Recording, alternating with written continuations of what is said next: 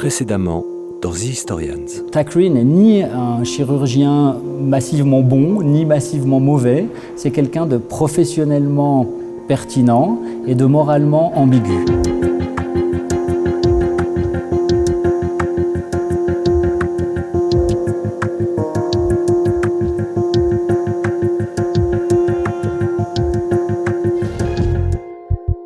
Alors vers 1900, c'est certain que l'hôpital est un espace relativement récent.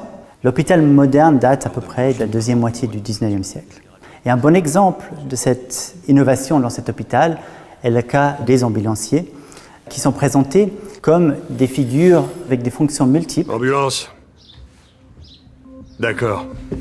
On en tient. À partir de 1898, à New York, les hôpitaux étaient financés notamment grâce au nombre de malades qu'ils avaient. C'était important pour l'hôpital que l'ambulancier puisse ramener un certain nombre de malades.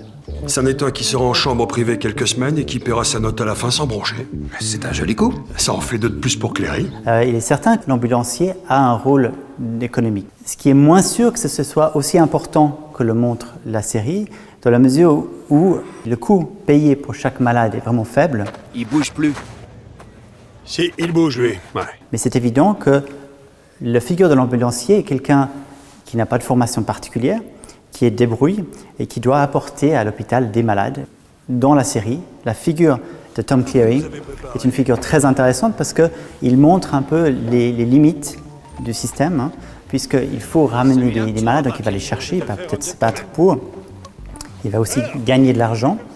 Et dans un sens, on voit que c'est presque un entrepreneur, notamment en achetant dans la série l'ambulance qu'il va ensuite louer à l'hôpital. À part ça, M. Barrault, c'est la fin du mois, il va falloir nous régler.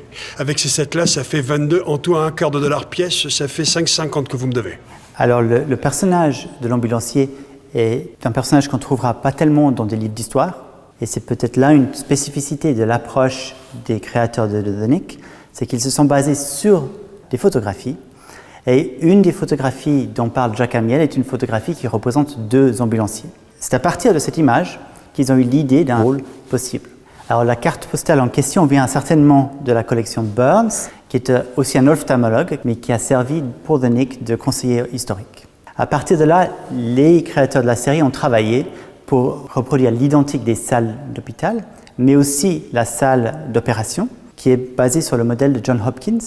Alors cette série de photos se retrouve même dans la série, puisque Tom Cleary lui-même, lorsqu'il accompagne les médecins dans une sortie nocturne, va retrouver une série de photos qui lui permettent de montrer des monstruosités ou des maladies particulièrement difficiles à voir.